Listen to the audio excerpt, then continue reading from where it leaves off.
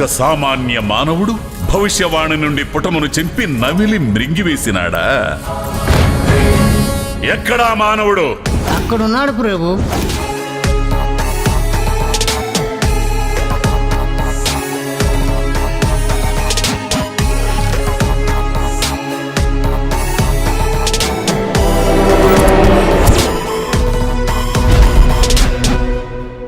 ఇప్పుడే సురేష్ కొండేటి మొట్టమొదటిసారిగా యాక్ట్ చేసిన అభిమాని ట్రైలర్ చూశాను.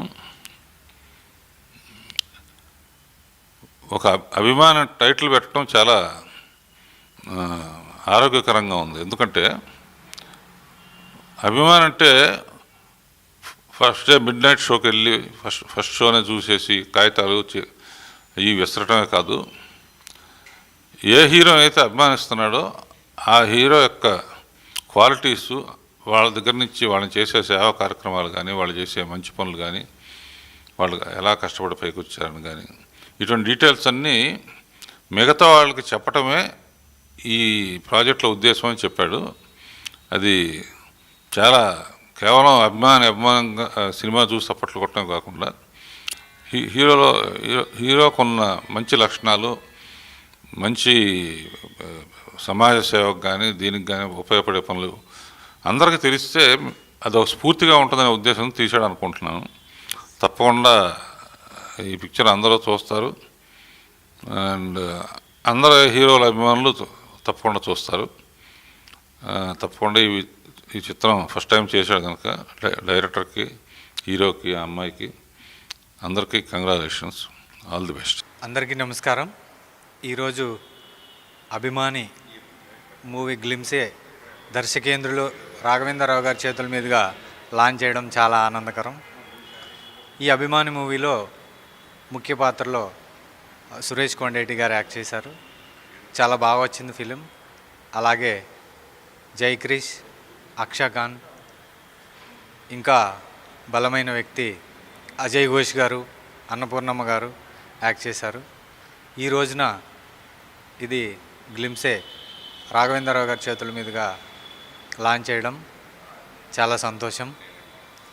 సురేష్ గారు ఈ సినిమాలో మెయిన్ లీడ్గా యాక్ట్ చేయడానికి ఒప్పుకున్నందుకు కృతజ్ఞతలు sir. Thank you very much. మీతో నా జర్నీ ఇలాగే ముందు కొనసాగాలని కోరుకుంటున్నాను. Thank you very much. ఈ సినిమాకి నిర్మాతలుగా ఎస్కే రెహమాన్ గారు అండ్ సాంబశివరావు గారు ప్రొడ్యూస్ చేశారు. సో వారికి కూడా నా మాట నమ్మి దీంట్లో ఇన్వెస్ట్ చేసినందుకు కృతజ్ఞతలు sir. Thank you very much. Hi అండి, అందరికీ నమస్కారం. నేను మీ అక్సా ఖాన్ని.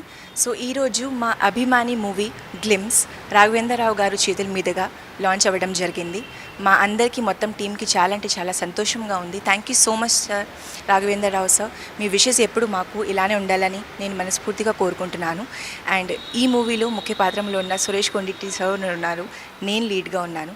సార్తో వర్క్ చేయడం నాకు చాలా అంటే చాలా సంతోషంగా అనిపించింది. సురేష్ సార్ ఎప్పుడు నాకు చాలా సపోర్టివ్గా ఉన్నారు, చాలా ఇయర్స్ నుంచి సపోర్ట్ చేస్తూనే ఉన్నారు. అండ్ ఆయన బ్లెస్సింగ్స్ కూడా ఎప్పుడూ ఇలానే ఉండాలని నేను కోరుకుంటున్నాను. And thank you so much to Ramu sir, the director of the movie, for giving with this wonderful opportunity. మీ అందరి తరపు నుంచి మాకు ఇలానే సపోర్ట్ అండ్ బ్లెస్సింగ్స్ కావాలి మా టీమ్కి అండ్ మా మూవీ అందరికీ. So thank you so much and keep supporting. Thank you. అందరికీ నమస్కారం. రాఘవేంద్ర గారితో నా పరిచయం దశాబ్దాల నాటిది. సో అలాగే నేను డిస్ట్రిబ్యూటర్గా ఎస్కే పిక్చర్స్ బ్యానర్ స్థాపించినప్పుడు ఆయన దర్శక పర్యవేక్షణలో రూపొందిన స్టూడెంట్ నెంబర్ 1 సినిమాని వెస్ట్ గోదావరికి డిస్ట్రిబ్యూషన్ చేసే అవకాశం నాకు కల్పించారు. అప్పుడే ఎస్కే పిక్చర్స్ పుట్టింది. సో నా మొదటి సినిమా డిస్ట్రిబ్యూటర్గా నాకు పునాది వేసింది రాఘవేంద్ర గారు దత్తు గారికి రికమెండ్ చేసి ఆ సినిమాని నాకు ఇప్పించడం జరిగింది.